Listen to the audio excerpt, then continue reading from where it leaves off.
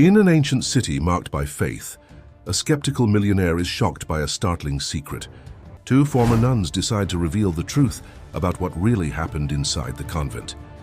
But the deeper he digs, the more dangerous it becomes, and uncovering the past may cost him his own life. But before I tell you this story, subscribe to the channel for more videos like this. The rain lashed the cobblestone streets of Charleston with an unusual fury for that time of year. Ethan Thompson watched the storm through the window of his office on the second floor of the historic mansion that served as the headquarters for his religious tourism company. At 45, he had built an empire that promoted tours of Baroque churches, monasteries, and sanctuaries across the United States. Ironically, he was not a man of faith, just someone who knew how to turn others' devotion into a profitable business. The clock on the wall showed almost 9 at night when Emily, his secretary, knocked on the door. "Dr. Thompson, sorry to bother. You're so late, but there are 2 women insisting on speaking with you. They said it's a personal matter and extremely urgent." Ethan frowned. He wasn't expecting anyone, especially at that hour and in such a storm. "Who are they?" They didn't want to fully identify themselves.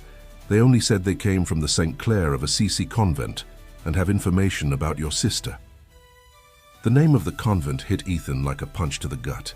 It had been 20 years since his sister Claire had joined that centuries-old institution in the mountains of Colorado and mysteriously disappeared 2 years later, leaving no trace. The family had never received convincing explanations, only evasive letters saying she had been transferred to a mission in a remote location where contact with family would not be possible. Send them in immediately. A few minutes later, 2 middle-aged women entered the room. Ethan noticed that despite their simple civilian clothes, there was something in their posture that betrayed years of religious life. The taller one introduced herself as Beatrice and the other as Regina. Both seemed nervous, constantly glancing at the door as if fearing they might be caught. "Mr. Thompson," Beatrice began, her voice low but firm, "we know this might seem strange, but we needed to be sure we were safe before making contact." "Safe? What are you talking about? And what do you know about my sister?" Regina, the older of the 2, raised her hand in a calming gesture. "Please, it's a long and complicated story. We served at the St. Clair of Assisi convent for over 30 years. Only recently were we able to break free. What we have to tell you could endanger not only our lives, but also yours." Ethan felt a chill run down his spine. He offered the women seats and served them water.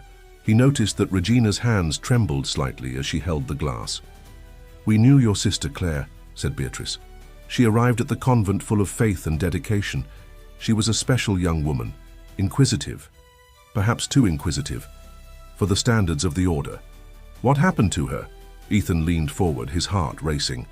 The 2 women exchanged cautious glances before Regina replied, "St. Clair of Assisi convent is not what it seems, Mr. Thompson. Behind the stone, walls and sacred rituals, there is an organization called the Order of Perpetual Chastity, a select group within the institution that uses religious vows not as a spiritual path, but as a means of control and power." Beatrice continued, "Novices who show independence or ask too many questions are subjected to a rigorous system of discipline. Those who persist in questioning disappear. They are transferred, the superiors say, but the truth is very different." "Are you telling me that my sister—" Ethan couldn't finish the sentence, his throat tightening at the terrible possibility. "We're not sure what specifically happened to Claire," Regina clarified, "but we know she discovered ancient documents in the restricted library of the convent. Documents that prove the Order of Perpetual Chastity has existed for centuries, not just here but in various parts of the world, always operating in the shadows." The businessman poured himself a glass of whiskey, trying to process the information. "Why are you telling me this now after so long?" "Because we found this." Beatrice opened a worn bag and pulled out a leather-bound notebook. "It's your sister's diary. She hid it in the library in a spot we only recently discovered.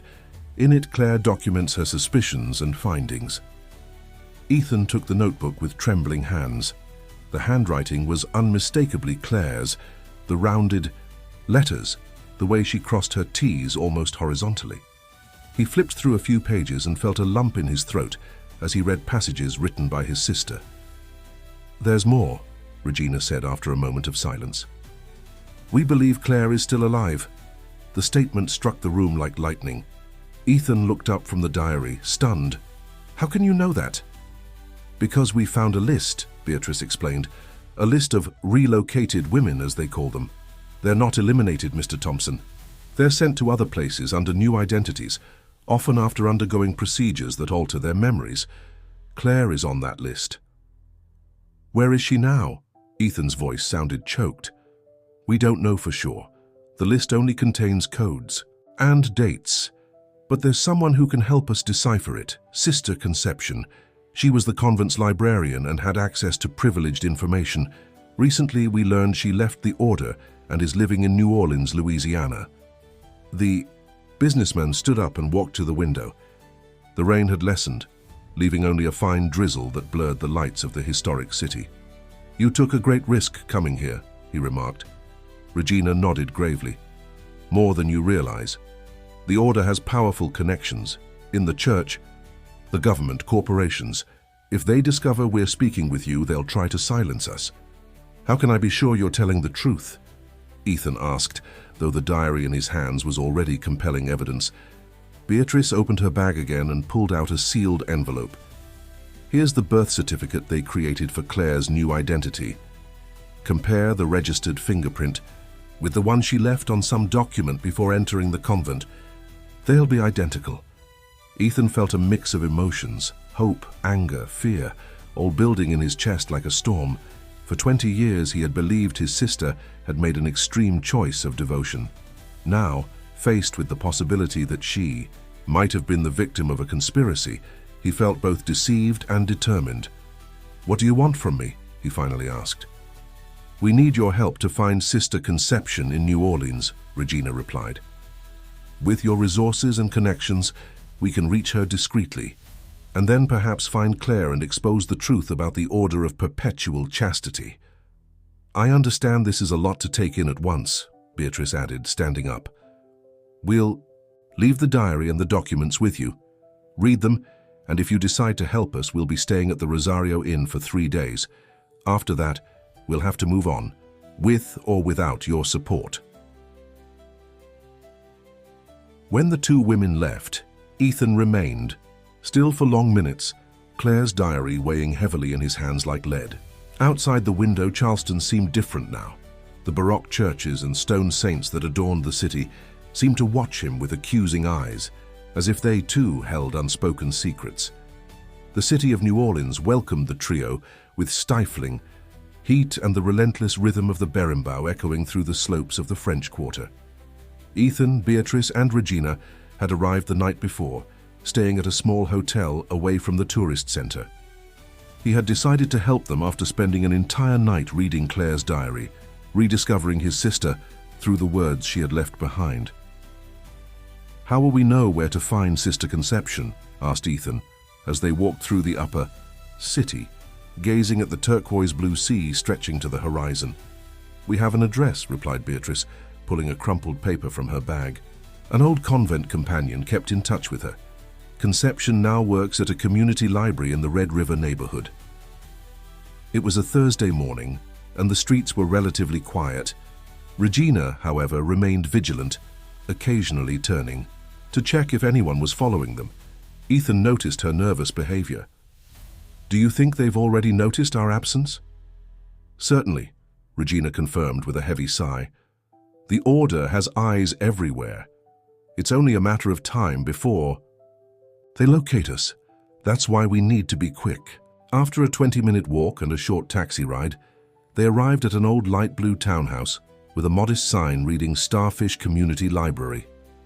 It was a simple but well-kept space, with ornamental plants at the entrance and posters advertising reading clubs for underprivileged children. As they entered, they were greeted by the comforting silence that only libraries can provide. A woman in her 60s with graying hair tied in a discreet bun and thin-framed glasses was organizing books on a shelf. When she looked up and saw Beatrice and Regina, her glasses slipped down her nose and she visibly paled. My God. What are you doing here? She whispered, quickly approaching.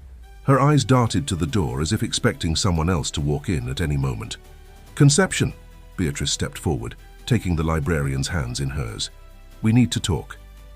It's about the Order and about Claire Thompson.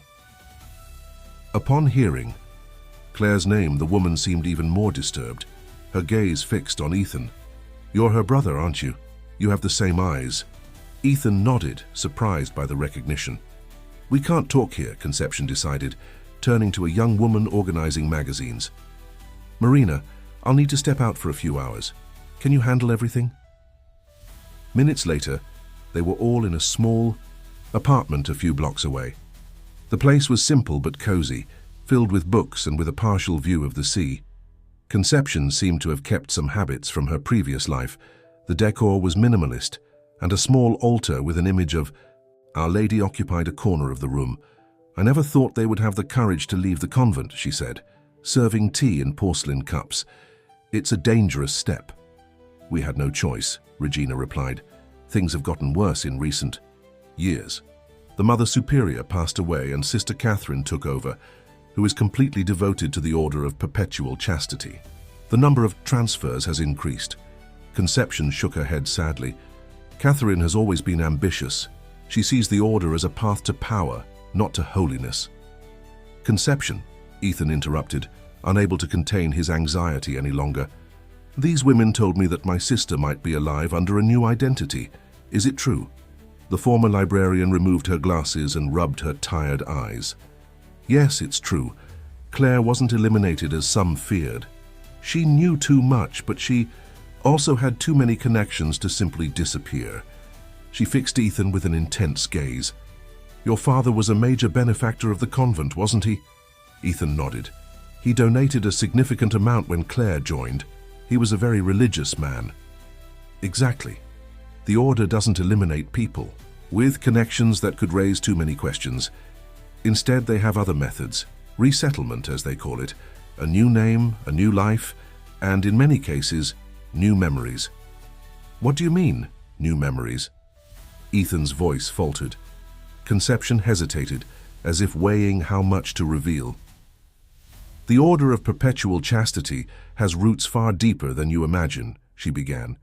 It's not just a sect within the convent, it's a centuries-old organization that has infiltrated various religious orders around the world. In our convent, they established their base over a century ago when a Portuguese cardinal brought certain knowledge. She stood and walked to a shelf, from which she retrieved an old box. From it, she pulled out a leather-bound book, worn with age. This is one of the few records I managed to bring with me when I left. It's the diary of a Mother Superior from the 19th century. She documents how the Order developed techniques to alter memories through a combination of natural substances, hypnosis, and intense psychological conditioning. That sounds like science fiction, Ethan protested. I wish it were, Conception replied, opening the book to a marked page, but it's ancient science, not fiction. The substances mainly come from plants in the Amazon, indigenous knowledge twisted for control purposes. Combined with suggestion and isolation techniques, they can make a person believe in a completely fabricated story about their own life. Beatrice, who had been silent, interjected, That's what happened to Sister Magdalene, wasn't it? She questioned the Order, disappeared for months, and when she came back, she seemed like a different person. She claimed to have been on a mission in Manaus, but couldn't remember any details. Exactly, confirmed Conception. And she wasn't the only one. And Claire, insisted Ethan, feeling increasingly distressed. What specifically happened to her? Conception sighed deeply before answering. Claire discovered a secret file in the library, documents that proved how the Order manipulated not only the nuns, but also powerful people in society through information obtained in the confessional. She confronted the Mother Superior at the time, threatening to expose everything. 3 days later, she continued, it was announced that she had been transferred to a special mission. In reality, she was taken to a retreat of the Order in the mountains of Santa Catarina. There she went through the process. When she came out, she was no longer Claire Thompson. She was Sister Christine, with a fabricated story and implanted memories. Ethan covered his face with his hands, feeling nauseous. Where is she now? That's what I don't know for sure, admitted Conception. But there's a way to find out. She flipped through the book until she reached a page with a folded map. The Order keeps detailed records of everyone who undergoes the process. Those records are stored in one place, the St. Benedict Monastery in Savannah. In Georgia? Asked Regina, surprised. Yes. Few know this, but there is an underground chamber beneath the monastery, dating back to the colonial period. It's where the Order keeps its most precious archives, including the whereabouts of all relocated individuals.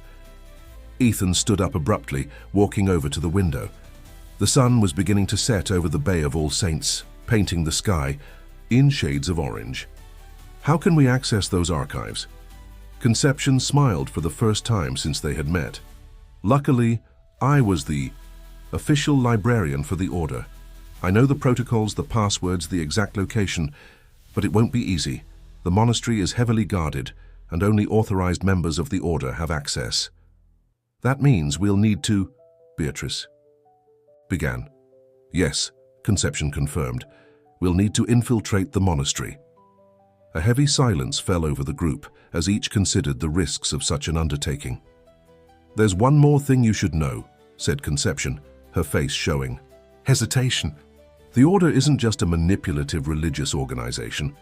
It has connections to some of the most influential families in the country. Politicians, business people, judges, people who benefit from the secrets the Order keeps. If they find out what we're planning, they'll use every resource to stop us. They've already started, Regina revealed, pulling her phone from her pocket. I received this anonymous message yesterday. She showed the screen, which read, "Disobedience has consequences. Return while there is still forgiveness."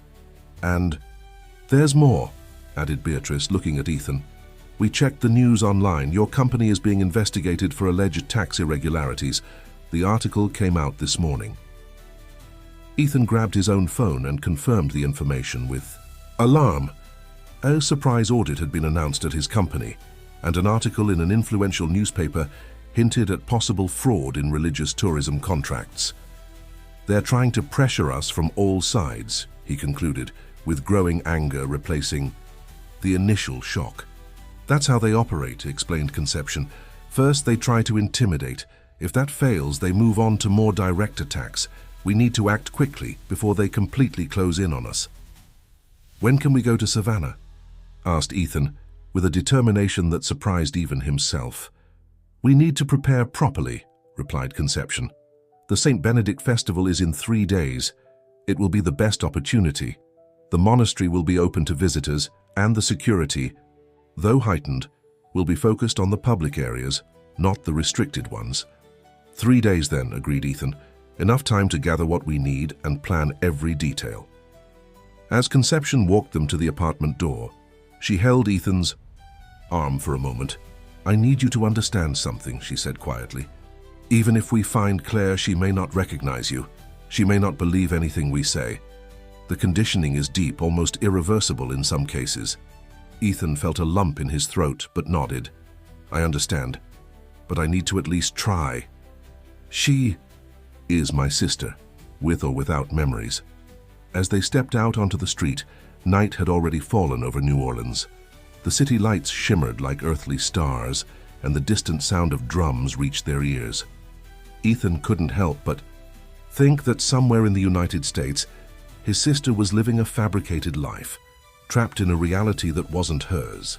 The thought was unbearable, but it also gave him the strength he needed for what lay ahead. Savannah displayed its colonial splendor under the scorching sun of the northeast.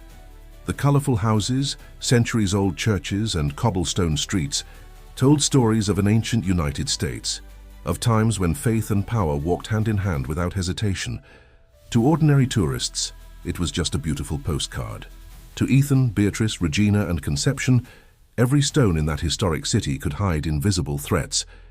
They had arrived the night before, staying in different inns to avoid raising suspicions. The St. Benedict Festival, as expected, drew hundreds of devotees and tourists. The streets were adorned with colorful banners, and spontaneous processions formed toward the imposing monastery that stood atop the hill. "The festival is our perfect cover," Conception explained as they had breakfast in a small bakery away from the center. During the celebrations, the monastery opens areas that are usually off-limits to visitors: the main library, the cloister, even part of the monks' dining hall. "And the underground chamber?" Ethan asked, keeping his voice low despite the chatter. "Around them. Officially, it doesn't exist," Conception replied. "It's a secret that's been kept for centuries. Access is through a passage in the old library, behind a specific bookshelf." Regina kept glancing out the window, her face tense. "Did we get the information we needed about the monastery's security system?" Ethan nodded discreetly. His contacts in the tourism industry had provided valuable details about the security measures implemented for the festival. Cameras at the main entrances, plainclothes guards mixed in with visitors, and bag checks at the entrance. Nothing extraordinary, considering the historical value of the place. "What worries me are the members of the Order who might be present." "They will be there," confirmed Conception with a serious expression. "The Feast of St. Benedict is an important date on the Order's calendar. Traditionally, representatives from various convents gather for private rituals." "How will we recognize them?" asked Beatrice. "By the medallion," replied Conception, drawing a circle on a paper napkin. "Small, golden, with a stylized dove. They wear it discreetly, usually as a brooch or pendant. If you see someone with this symbol, avoid eye contact and keep your distance." The strategy they had devised was simple in theory. They would enter separately during the busiest hours. Conception, dressed in clothes that made her look like an academic researcher, would gain access to the old library with a forged authorization that Ethan had arranged. The others would blend in with the tourists, observing and ready to create distractions if necessary. "Once inside the library," continued Conception, showing a small hand-drawn map, "I have exactly 12 minutes to locate the correct shelf, activate the mechanism and access the passage. If all goes well, I will need no more than 20 minutes to find and photograph the specific records about Claire." "What if something goes wrong?" Regina's question hung heavily over the group. "Everyone has a role in the contingency plan," Ethan reminded them. "Beatrice creates a distraction in the East Wing, while Regina raises an alarm about a supposed fire in the West Wing. That should scatter the guards long enough for Conception to exit unnoticed. The plan had flaws, everyone knew that. It relied on perfect timing and a bit of luck, but it was the only chance they had to discover Claire's whereabouts. At 10 in the morning, the group split up. Conception was the first to head to the monastery, carrying a briefcase with authentic documents mixed with the forged ones. Ethan waited 30 minutes before following, occasionally stopping to photograph the architecture as a regular tourist would. Beatrice and Regina, dressed in discreet but elegant clothes, were the last to go, blending in with a group of foreign visitors. The St. Benedict Monastery was in its full splendor that morning. Incense perfumed the air, Gregorian chants echoed through the stone corridors, and Benedictine monks in their black habits guided groups of awestruck visitors. The beauty of the place almost made them forget the grim purpose that had brought them there. Ethan watched Conception speaking with an elderly monk near the entrance of the ancient library. She was showing documents, gesturing with convincing academic authority. The monk seemed hesitant at first, but after a few minutes he nodded and opened the heavy wooden door for her. First stage complete. Beatrice and Regina had positioned themselves strategically, the first near the East Wing, feigning interest in a display of medieval manuscripts, the second casually wandering the West Wing, where a temporary exhibit of sacred art drew many visitors. Ethan kept moving, avoiding staying in one place for too long. His heart raced when he noticed a middle-aged man with a small golden pin on his lapel, a member of the Order. The man was speaking in a low voice with an elegant woman wearing a necklace with a similar pendant. Both kept glancing at their watches, as if waiting for something. 20 minutes had passed since Conception entered the library. According to the plan, she should have accessed the secret passage by now. Ethan felt his phone vibrate in his pocket, a text from Regina. 2 members of the Order have entered the library. Ethan's stomach sank. It wasn't planned for members of the Order to visit the library during the festival. Conception could be in danger. Without a second thought, he sent the pre-arranged message to activate the contingency plan. Now. Less than a minute later, Beatrice's alarmed voice rang out in the East Wing. "Help! Someone's feeling sick. We need a doctor." Simultaneously, in the West Wing, Regina exclaimed, "Smoke! I see smoke coming from that exhibition room." Chaos ensued immediately. Security guards rushed in both directions. Visitors began to move restlessly, some already heading for the exits. Ethan seized the moment to approach the ancient library, positioning himself to observe the entrance without being noticed. The next few minutes seemed to drag on in slow motion. Finally, the library door opened, and Conception walked out quickly but without running. Her face was pale, yet she maintained her composure. As she passed Ethan, she murmured only, "I did it. Meet at the agreed spot."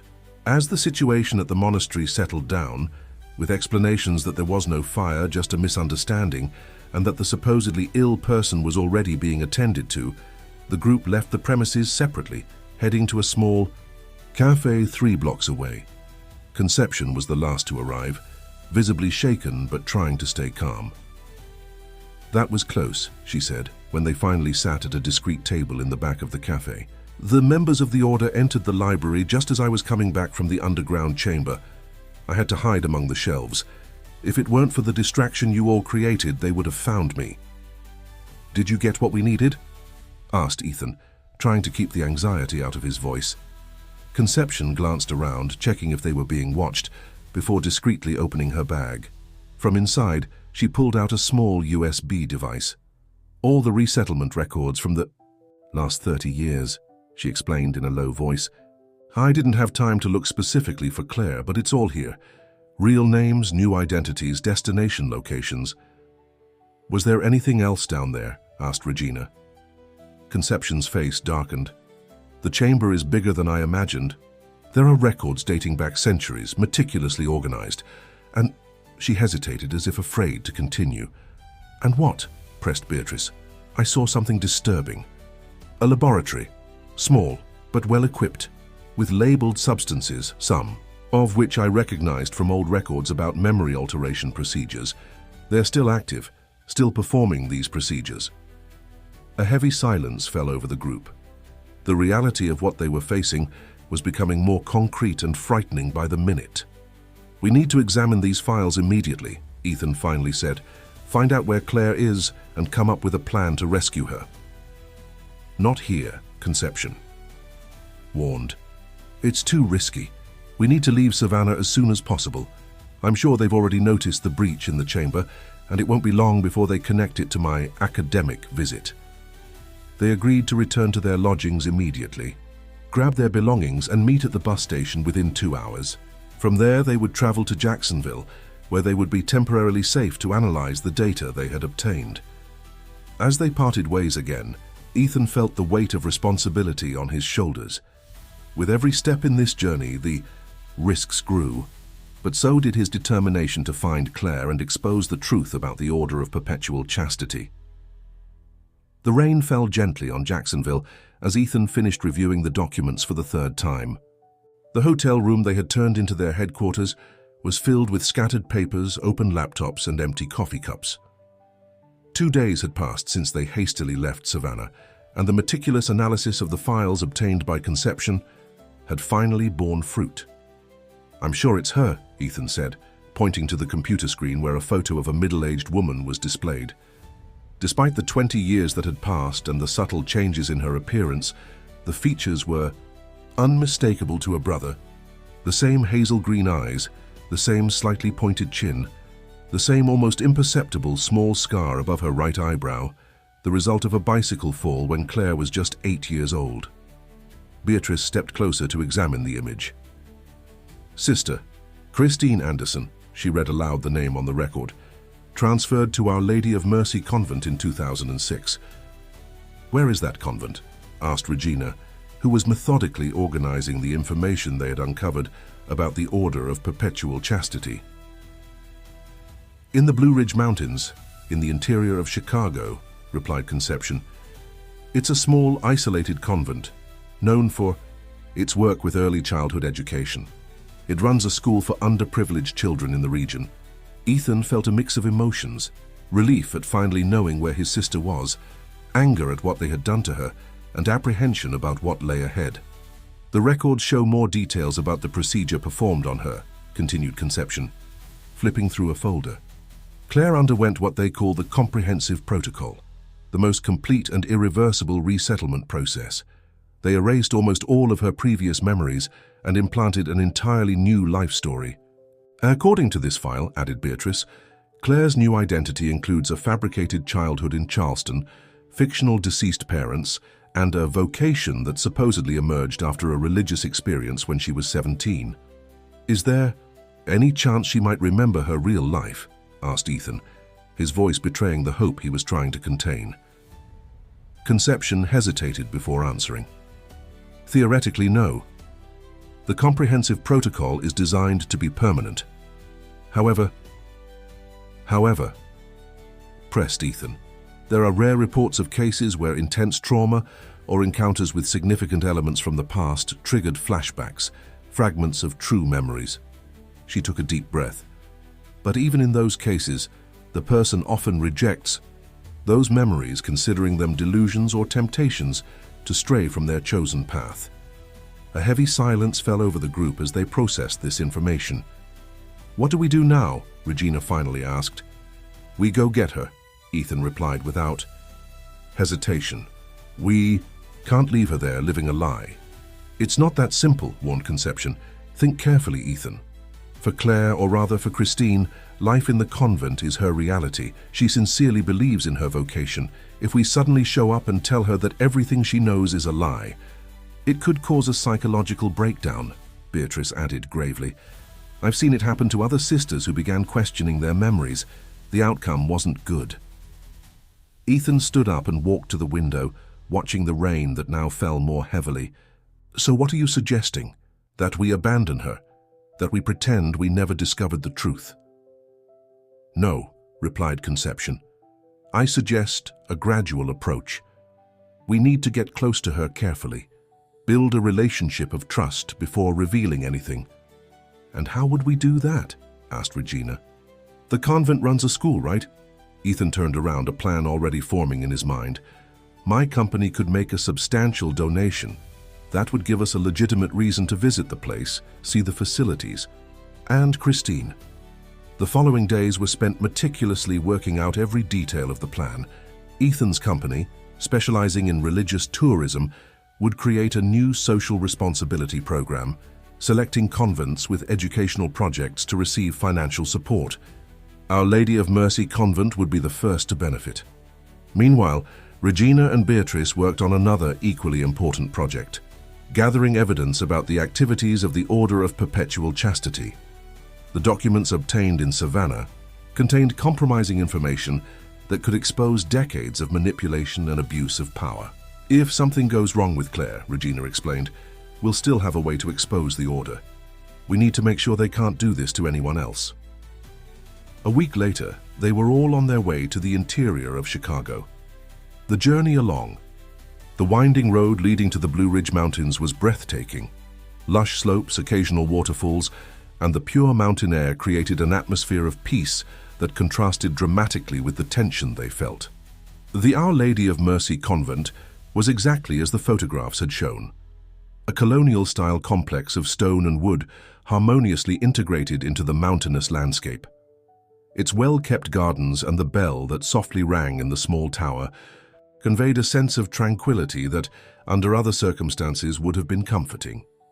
They were greeted by the Mother Superior, Sister Apparition, a 70-year-old woman with a gentle smile and keen eyes. She seemed genuinely grateful for the donation announced by Ethan. "Your support has come at a providential time," she explained as she guided them through the convent. "Our school serves over 100 children from nearby rural communities, but our resources are always limited." As they walked through the quiet corridors, Ethan felt his heart race with every door that opened, every nun who passed by. Where was Claire? Would he be able to maintain his composure when he finally saw her? "And here is our library and study room," continued the Mother Superior, opening a carved wooden door.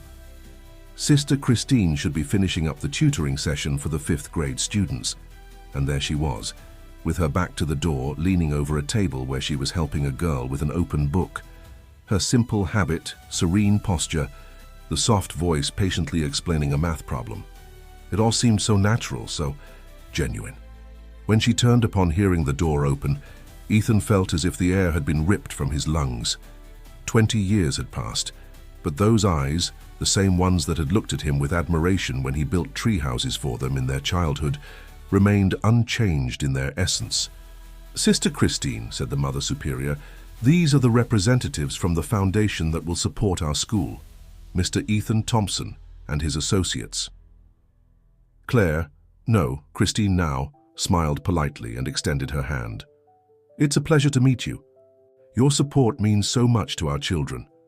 When their hands touched, Ethan had to summon all his willpower not to pull her into a hug, not to shout that it was him, her brother, who had spent 2 decades searching for her. Instead, he returned the handshake with controlled firmness. "The pleasure is ours, Sister Christine. Your work here is inspiring." If she felt anything, a flicker of recognition, she didn't show it. Her eyes met his briefly, with the polite curiosity one might show a stranger, nothing more. The visit continued for another hour. They toured the classrooms, the dining hall, the small infirmary. Christine accompanied them part of the time, passionately explaining the educational projects she was developing. She spoke like someone who had found her true purpose in life, without a shadow of doubt or hesitation. Before they left, they arranged to return the following week to finalize the details of the donation and learn more about the school's educational program. It was the perfect excuse for more contact, more opportunities to get closer to Christine. On the way back to the small hotel in the nearest town, Ethan remained silent, lost in thought. It was Beatrice who finally put into words what everyone was feeling. "She seems happy." The observation hit Ethan like a punch to the gut. It was true. Christine didn't seem like a prisoner, a victim. She seemed genuinely fulfilled in her life at the convent, dedicated to the children she taught, serene in her faith. "What does that change?" asked Regina, watching Ethan's reaction. "It changes everything," he replied, his voice almost a whisper. "And it changes nothing." That night, alone in his room, Ethan faced the most difficult question of this entire journey. What was more important, the truth or Claire's happiness?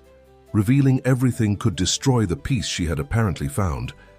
But letting her live in ignorance meant accepting the manipulation, the violation of her true identity.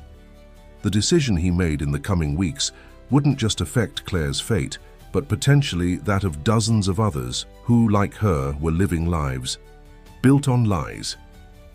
The visits to Our Lady of Mercy Convent became regular in the following weeks. With each visit, Ethan and his companions managed to get closer to Christine, building a relationship that, while still formal, was no longer that of complete strangers. The donation to the school had opened doors, and Ethan's proposal to document the convent's educational work as part of a book on religious institutions and education provided even more time with Christine.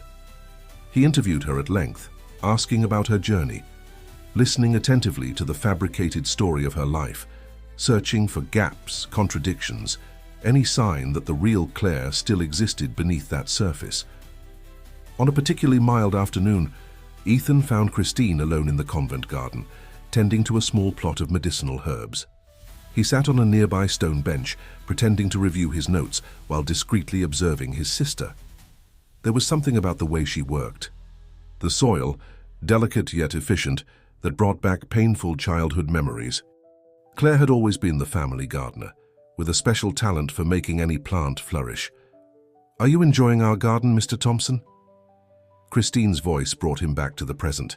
She had approached, holding a small rosemary sapling. "It's a very special place," he replied, forcing a smile.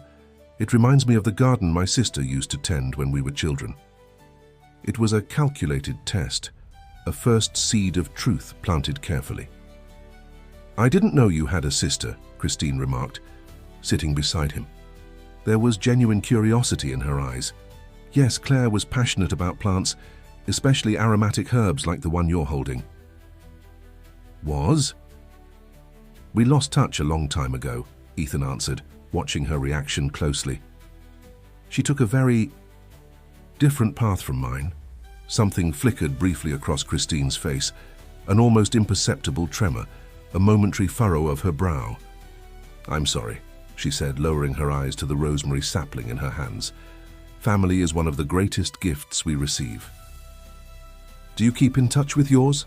Ethan asked, knowing he was treading on dangerous ground. My parents passed away when I was 16, she recited from the implanted biography. I have no siblings. The congregation became my family. It must have been hard to be alone so young. Christine hesitated for a moment before answering. Sometimes I have strange dreams about a family that isn't the one I remember. An older boy who teaches me how to ride a bike, a house with a big avocado tree in the backyard. She stopped abruptly, as if she had said more than she intended. Ethan's heart raced.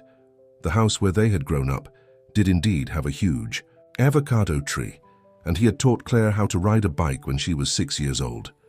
Dreams can be very vivid, he commented, trying to keep his voice casual. Sometimes they feel more real than our own memories. Christine's gaze grew distant. Sister Catherine says they're temptations, fantasies created to lead me away from my true calling. Sister Catherine. My spiritual mentor when I entered the novitiate. She visits me occasionally, especially when these dreams become more frequent. Ethan felt a chill run down his spine. Catherine, the same nun who, according to Regina and Beatrice, was deeply involved with the Order of Perpetual Chastity, so she was keeping watch over Claire, ensuring the conditioning remained intact. In the days that followed, Ethan shared this discovery with the others. The closeness they had gained with Christine was bearing fruit. Real memories were beginning to surface, disguised as dreams. It's a promising sign, Conception assessed. It means the conditioning, no matter how strong, hasn't completely erased the real Claire. But it's also dangerous, Regina warned, if she's having these dreams often enough. To mention Catherine, it means they're monitoring her closely.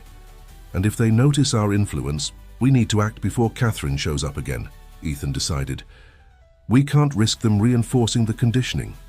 The plan they devised was bold, but it seemed like the only viable alternative. Ethan would invite Christine to visit a similar social project in a nearby town, an opportunity for her to learn about other pedagogical approaches. During the outing, they would gradually introduce elements of her true story, visit significant places from her past, and finally reveal the whole truth.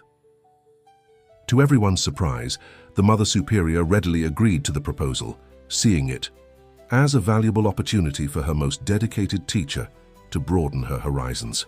But don't forget to return by Sunday for Mass, the elderly nun advised Christine as she prepared to leave that Friday morning, and take your rosary. Christine seemed both excited and apprehensive about the idea of leaving the convent, even if only for 2 days.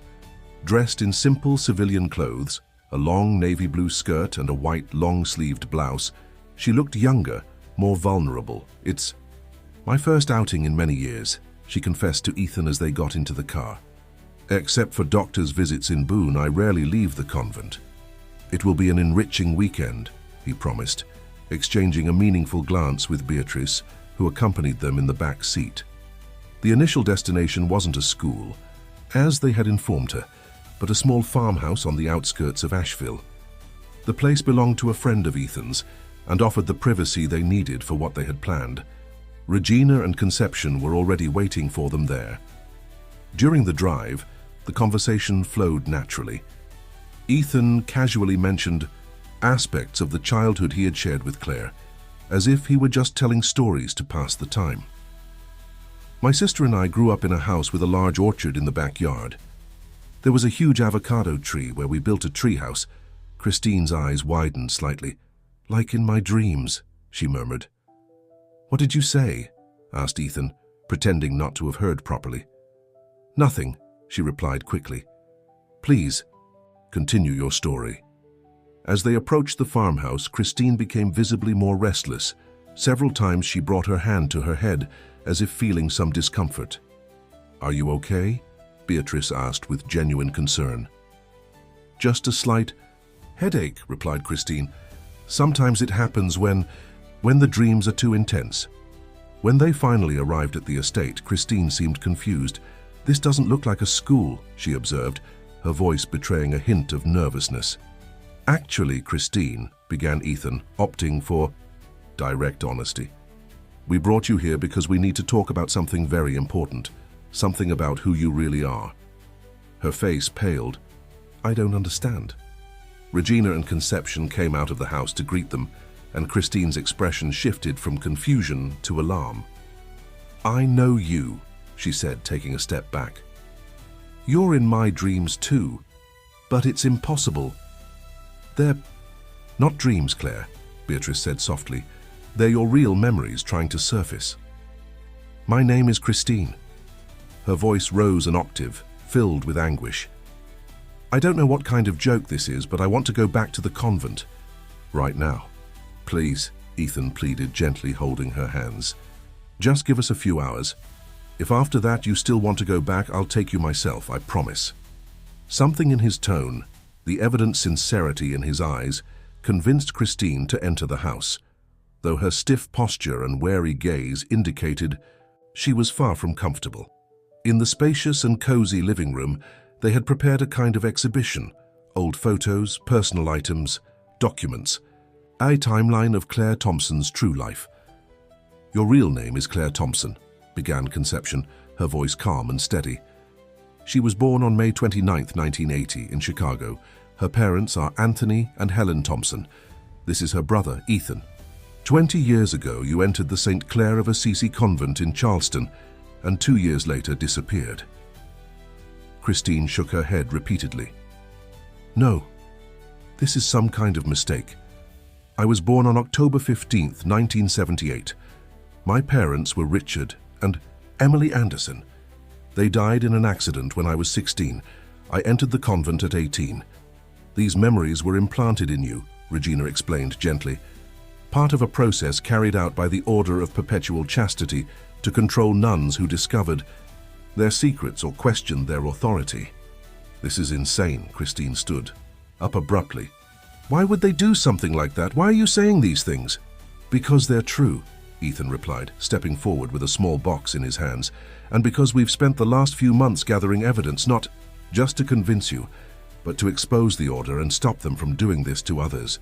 With trembling hands, he opened the box and pulled out a necklace with a small silver butterfly pendant. "Do you recognize this?" Christine instinctively reached out, touching the pendant with her fingertips. Her eyes filled with tears. "It was Grandma Antonia's," she whispered, then covered her mouth with her hands, shocked by her own words. The moment was like the first crack in a dam. From there, every photo, every object, every story told served to widen that fissure, allowing fragments of the real Claire to emerge through the conditioning. For hours, they took turns showing evidence, recounting stories of Claire's childhood, presenting documents that proved the existence of the Order of Perpetual Chastity and their manipulative practices.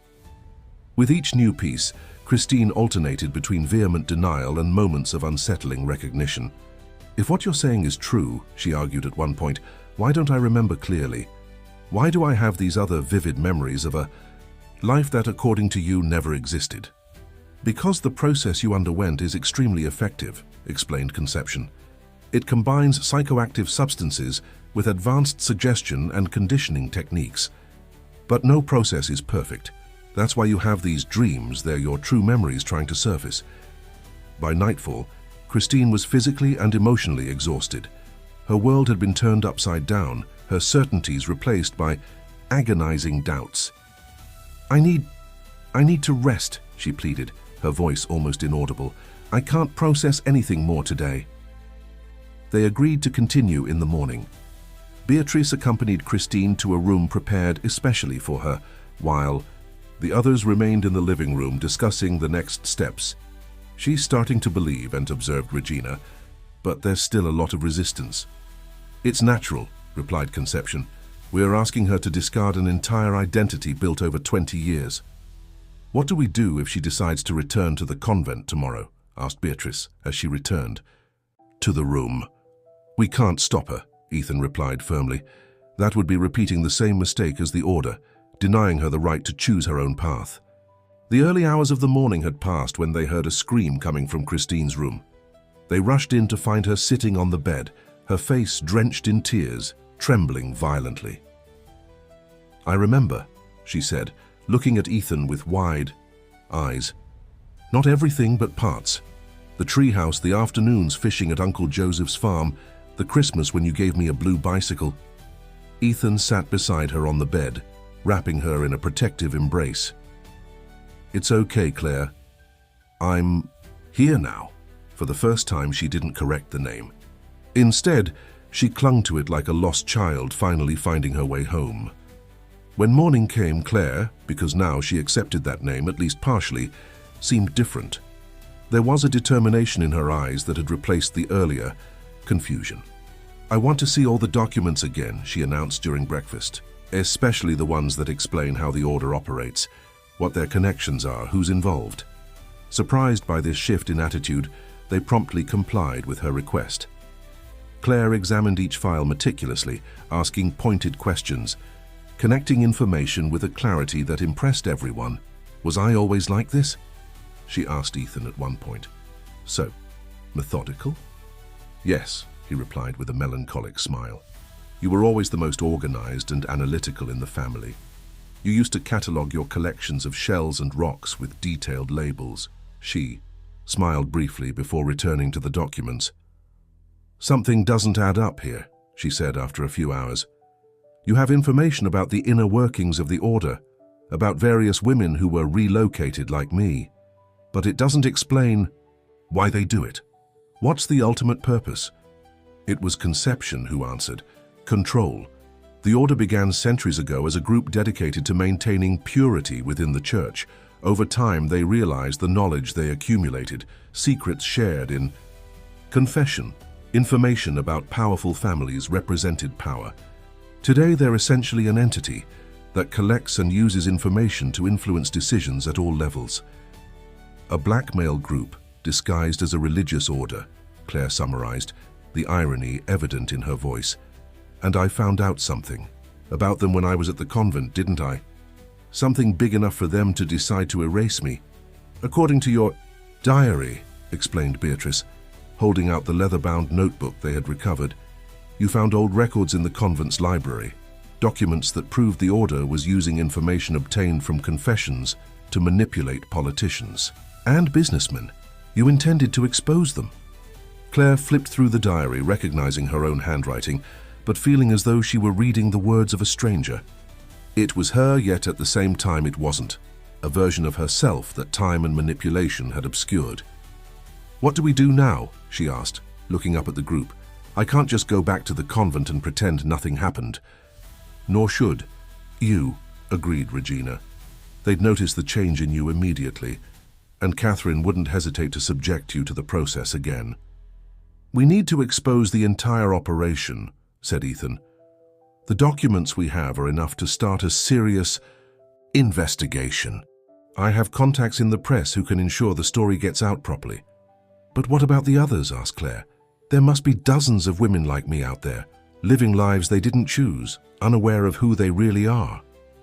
That's why public exposure is crucial, replied Conception. Once everything comes to light, the authorities will have to investigate. And then, based on the records we've obtained, it will be possible to locate these women and offer them the truth. Determination grew within Claire with every passing minute. The fabricated memories were still there, coexisting uncomfortably, with the fragments of her true life that had been recovered. But now there was a purpose, something more important than her own internal confusion, the possibility of freeing others like her. Let's do it, she finally decided. But I want to be on the front lines. I want to tell my story in my own words. In the days that followed, they worked tirelessly, organizing documents, preparing testimonies, and contacting trusted journalists. The story would be published simultaneously in 3 major media outlets the following week. a respected national newspaper, a widely circulated magazine, and an influential news portal. The reaction was immediate and overwhelming. Secret order. "Manipulates nuns and alters memories," screamed the headlines. "Ex-nun reveals shocking secrets about mind control in convents." For the Order of Perpetual Chastity, the blow was devastating. Unable to contain the scale of the exposure or silence all the voices suddenly rising against them, they saw their power crumble rapidly. Ecclesiastical authorities not involved in the conspiracy launched internal investigations. The public prosecutor's office opened inquiries. Former members, fearing retaliation, began providing new testimonies, confirming and expanding the initial revelations. Amid the media storm, Claire found renewed purpose. She became the voice and face of the victims, granting carefully selected interviews, always accompanied by Ethan or one of the former nuns. Her story of lost identity and gradual rediscovery touched the nation.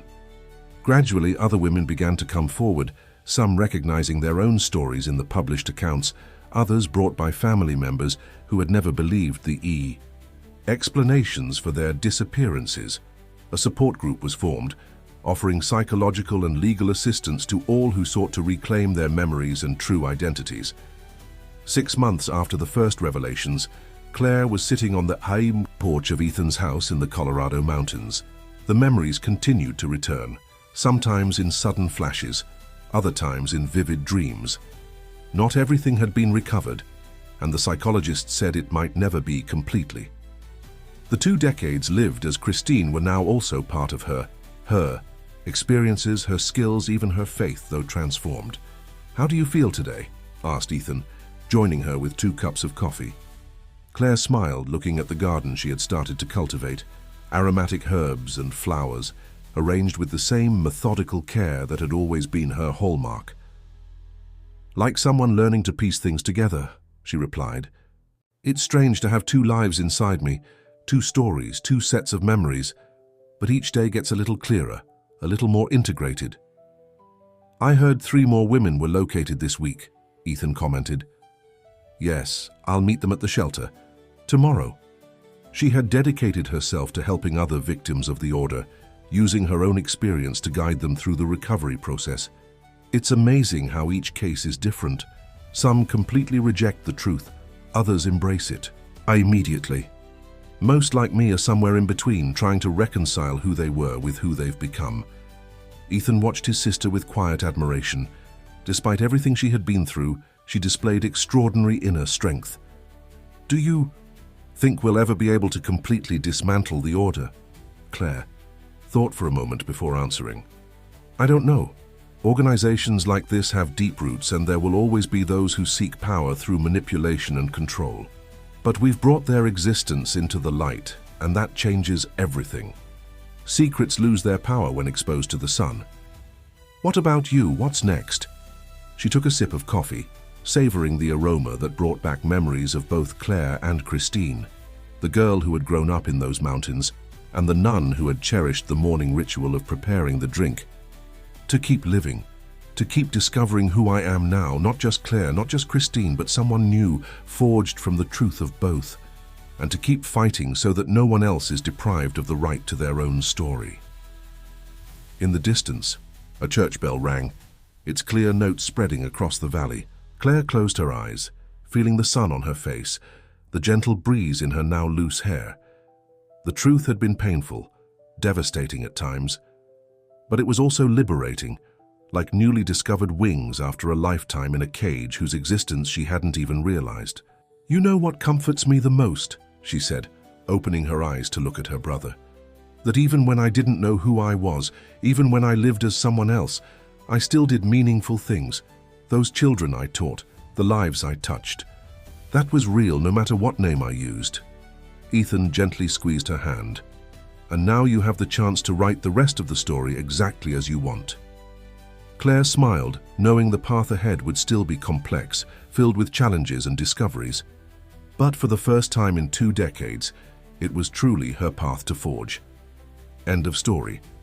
Dear listeners, we hope Claire and Ethan's journey has touched your hearts. To follow more compelling stories like this one, we've created a special playlist exploring the complexities of identity and memory. You can find it by clicking the link on the left. If this narrative stirred emotions in you, don't forget to subscribe to our channel and like this video. Daily, we bring unique stories that delve into the depths of the human experience. We look forward to reading your comments and hearing what you'd like to hear in our future content.